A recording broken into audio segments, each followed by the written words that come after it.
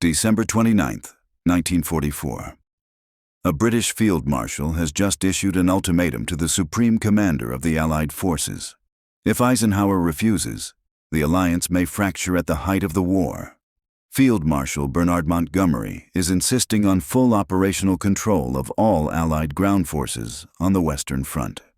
And between the lines of formal language, Eisenhower sees the real message clearly enough. Comply, or I go above you.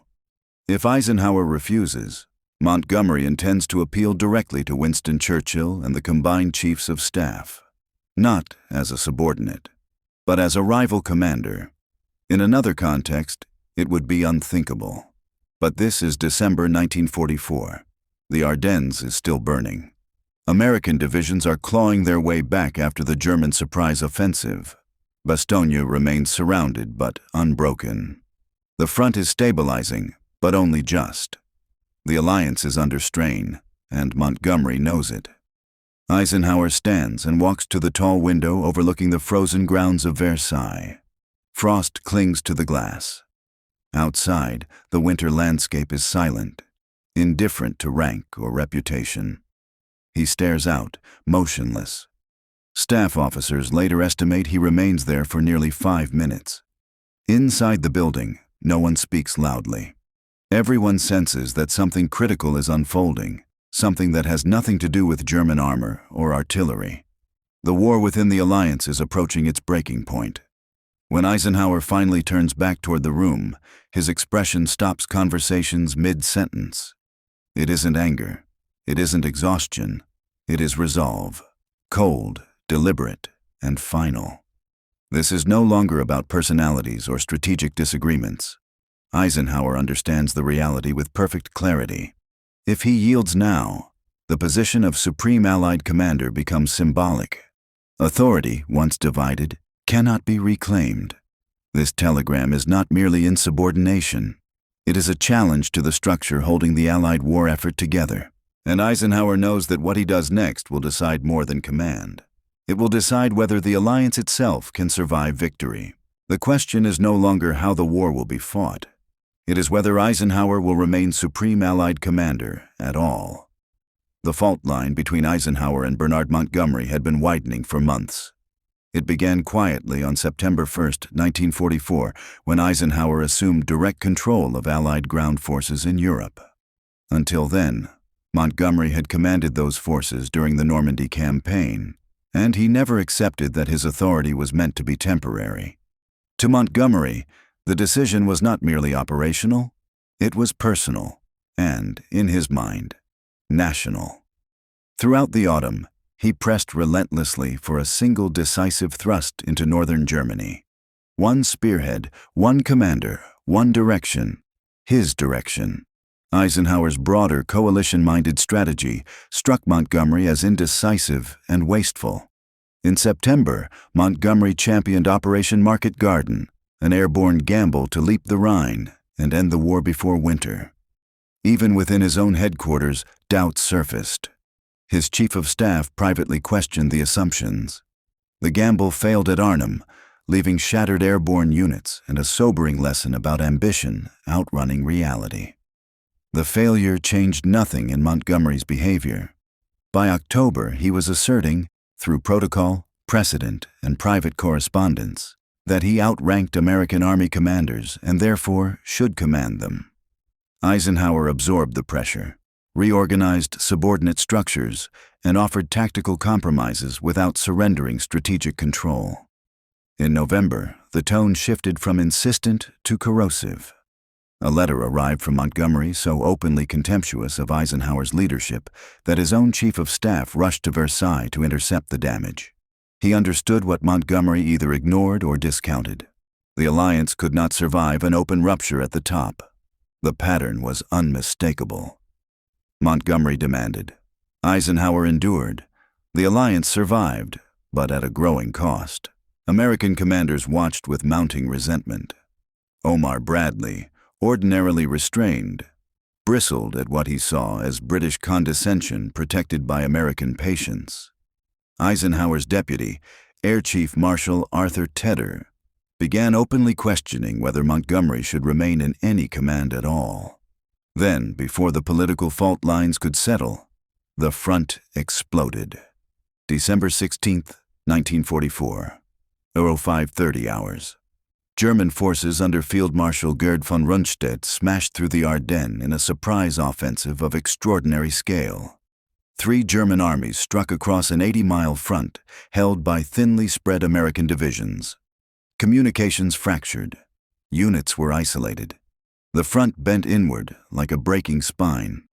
Eisenhower moved fast. On December 20th, he made a decision he knew would ignite every unresolved tension inside the Allied command. The American 1st and 9th Armies north of the German penetration were placed temporarily under Montgomery's operational control. Militarily, the logic was sound. Montgomery's headquarters was closer, his communications intact. Bradley's command structure had been severed by the breakthrough. Coordination demanded speed, not pride. Bradley understood the necessity. He also understood the danger. Later, he would write that the decision was tactically correct and personally unbearable, because he knew Montgomery well enough to predict what would come next. Montgomery accepted the transfer with barely concealed satisfaction. Officers present noted the change immediately. His posture sharpened, his tone hardened. One staff diary recorded that he appeared not merely relieved, but vindicated. Within a day, Montgomery was reorganizing American units, redirecting supply routes, and issuing orders that clashed with existing plans. General Hodges, normally impassive, reacted with visible shock. To his aide, he remarked that Montgomery behaved as though he had conquered the Americans, rather than come to their aid.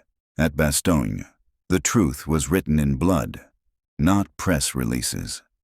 The 101st Airborne Division, surrounded on all sides, rejected a German demand for surrender with a single word that echoed through history.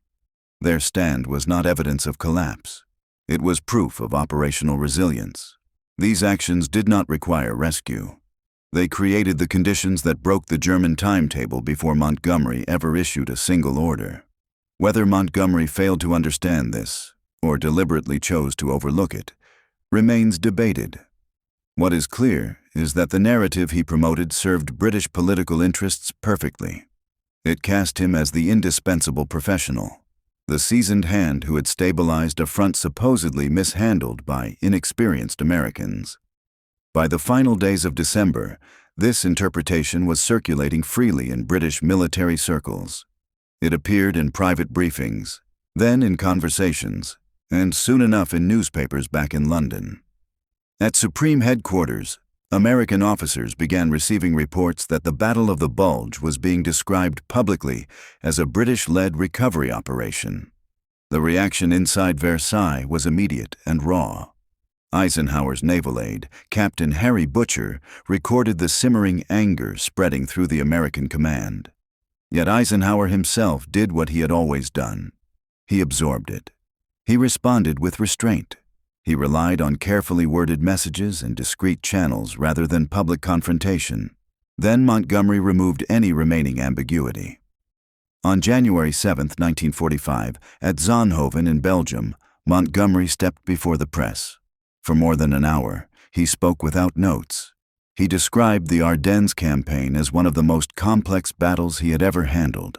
He explained how he had personally taken control, how British forces had been brought to bear, how the situation had been mastered through clarity of vision.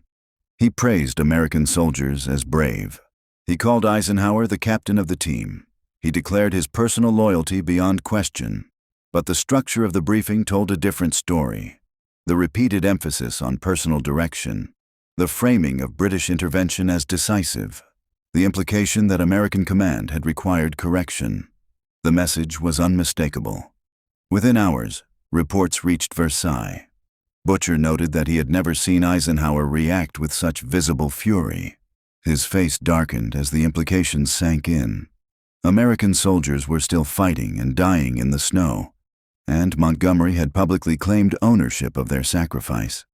Even then, Eisenhower did not explode.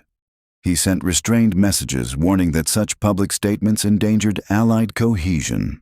His intelligence chief later remarked that Eisenhower was demonstrating patience bordering on the miraculous.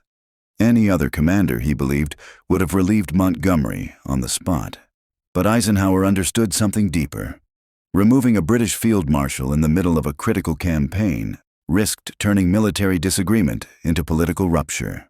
And so, once again, he chose containment over confrontation. It was not the first time. After the liberation of France, Montgomery had demanded that all Allied resources be diverted into a single thrust under his command. Eisenhower refused, then compromised. When Montgomery challenged American command authority in October, Eisenhower reorganized rather than retaliated. When the insulting November letter arrived, Eisenhower accepted the burden rather than allow an open break. Each time, unity was preserved. Each time, the cost increased. By late 1944, American patience was eroding visibly. Senior commanders no longer hid their resentment. Bradley's frustration was profound. Patton's private remarks were far sharper. Even within Eisenhower's own headquarters, staff officers questioned how long restraint could remain viable. This was not another exercise in compromise. This was a line drawn. The words Eisenhower put on paper left no room for interpretation. He stated plainly that Field Marshal Montgomery's conduct had crossed from difficult into intolerable. The latest demand, he wrote, was beyond acceptance. Militarily unsound, politically destructive, and corrosive to unified command. Eisenhower informed Montgomery that the matter had already been elevated. He had submitted his own position to General George Marshall and to the combined chiefs with a single condition attached. They would decide which commander remained in theater. There would not be two. If the decision went against him, Eisenhower made clear he would depart without argument. He was finished, he wrote, with shielding a subordinate who believed rank and nationality placed him above coalition discipline. When Walter Bedell Smith finished reading the draft, he looked up in silence. Eisenhower met his eyes evenly and said only that he had reached the end of his patience. Smith understood immediately. This was not a moment of anger. It was finality. But Smith was also a master of staff work. He recognized that while Eisenhower's position was justified, the execution required precision. He persuaded Eisenhower to allow a parallel communication, one framed not as confrontation, but as necessity, to be sent directly to Washington. The telegram dispatched to General Marshall that evening was controlled and exact. Eisenhower outlined Montgomery's demand, explained why granting it would fracture command authority, and stated that the situation could no longer be managed at theater level. Either Montgomery accepted subordination, or Eisenhower could no longer fulfill his role effectively. He requested an immediate ruling. Marshall received the message late on December 29th. He read it carefully, then read it again. Without delay, he contacted Admiral Ernest King and General Henry Arnold. Within the hour, the American Joint Chiefs were convened. Marshall did not soften the issue. Eisenhower, he told them, was prepared to step aside rather than preside over a hollow command. The question was whether the United States would defend its chosen commander or allow Allied leadership to be dictated through political maneuvering. The discussion was short. Admiral King was unequivocal. If the British insisted on Montgomery running the war, he said, they were welcome to fight it alone. Arnold agreed. Eisenhower had spent months absorbing abuse to preserve unity. That patience had now been mistaken for weakness. Marshall drafted his response immediately. The message sent back to Versailles the following morning left no ambiguity. Eisenhower had the full confidence of the American High Command. His authority stood. He was to proceed accordingly. But Marshall understood that military backing alone was not enough. This crisis touched the core of Allied politics. Before dawn, he contacted the White House and requested an urgent meeting. That night, Marshall laid out the situation for President Franklin Roosevelt in direct terms. Montgomery had challenged Eisenhower's authority. Eisenhower had responded by offering to resign. The alliance now faced a choice. Roosevelt did not hesitate. Eisenhower stays. There would be no divided command, no concessions under threat. Roosevelt made clear that the Supreme Allied Commander spoke with presidential authority and that the United States would not accept ultimatums from any subordinate, regardless of nationality. By the morning of December 30th, the decision had been made at the highest level. Montgomery had misjudged the balance of power. He believed Eisenhower's restraint signaled dependency. He believed political pressure would force compliance. He was wrong. And for the first time since Normandy, the alliance did not bend to Montgomery's will. The message from Washington left no room for interpretation. Montgomery would comply, or his war in Europe was finished. The American position was no longer flexible. Command authority was non-negotiable. The alliance, Eisenhower had made clear, could exist only as a partnership of equals. Anything less was illusion. In London, the implications landed with full force. The telegram reached 10 Downing Street in the early hours of December 30th, 1944. Winston Churchill read it once, then sat back in silence. He understood immediately what had happened. Eisenhower had done what no Allied commander before him had dared. He had forced a final decision. Churchill's reaction was recorded by his staff. "Good God," he said, "Eisenhower has actually done it." Churchill knew the arithmetic as well as the politics. By the winter of 1944, Britain no longer carried the war alone. American divisions now outnumbered British and Canadian forces combined. American ships moved the armies. American factories fed them. American fuel, ammunition, and vehicles sustained every advance. If this confrontation hardened into a rupture, Britain would lose far more than an argument over command. It would risk its influence in both the war and the peace that would follow. Churchill acted at once. He summoned Field Marshal Sir Alan Brooke, Chief of the Imperial General Staff, before dawn. The meeting was strained from the start. Brooke, long a defender of Montgomery, argued that the Field Marshal's military instincts were sound, even if his political handling had been disastrous. Churchill cut him off. This was no longer about tactics.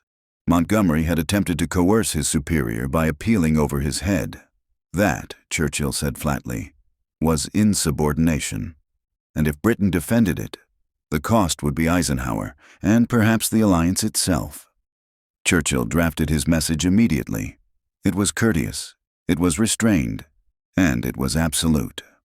Montgomery was to withdraw his demand without delay.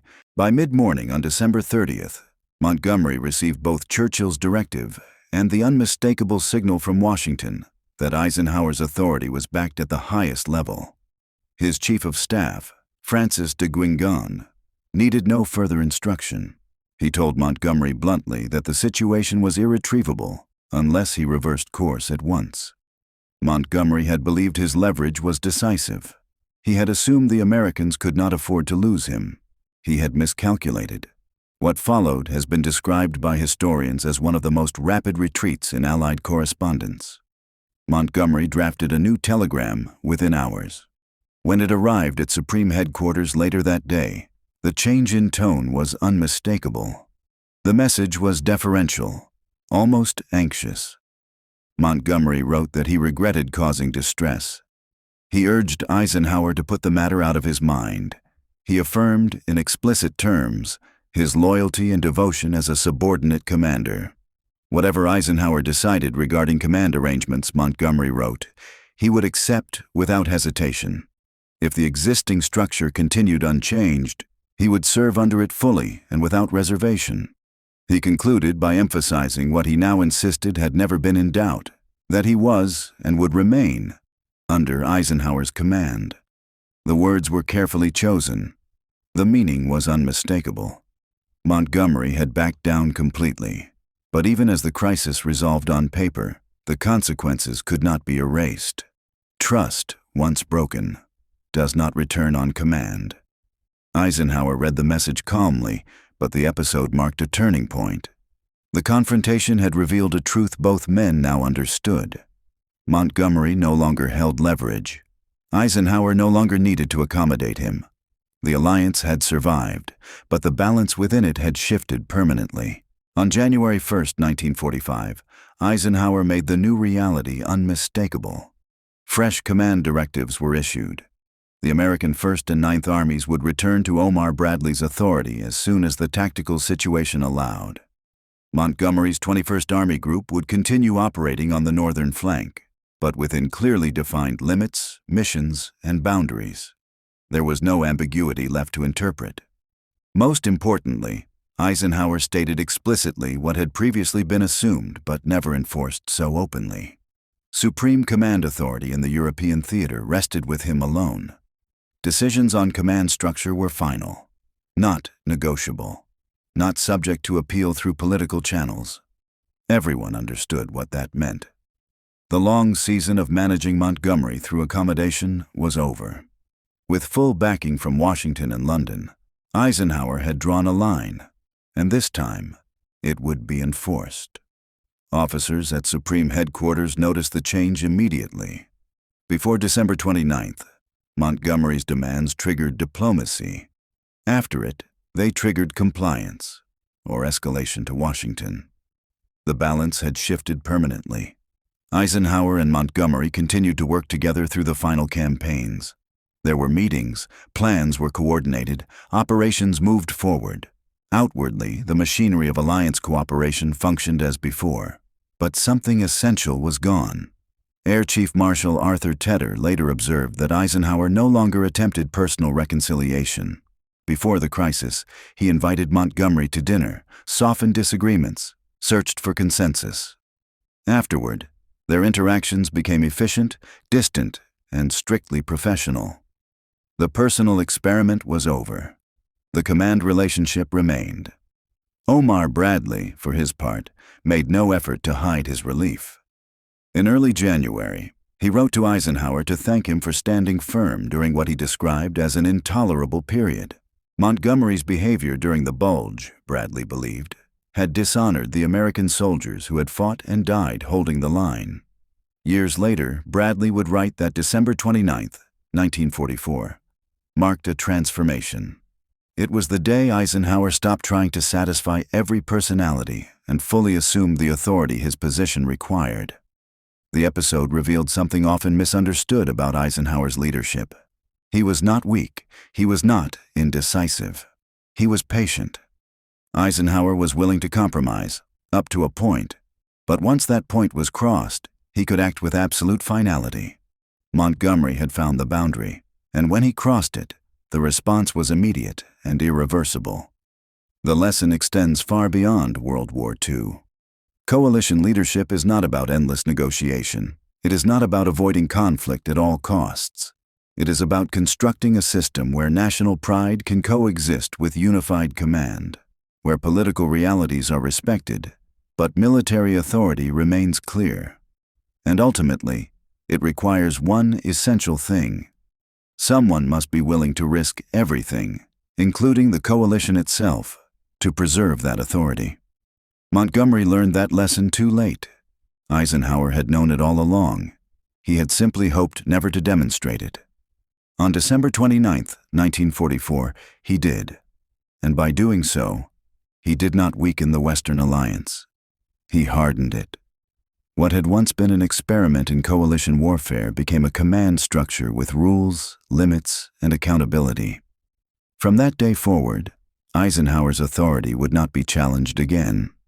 Sometimes, the most difficult decision a leader faces is not how to defeat the enemy, but how to stand firm against an ally who has forgotten where command truly lies. Eisenhower understood that, and the alliance was stronger because of it.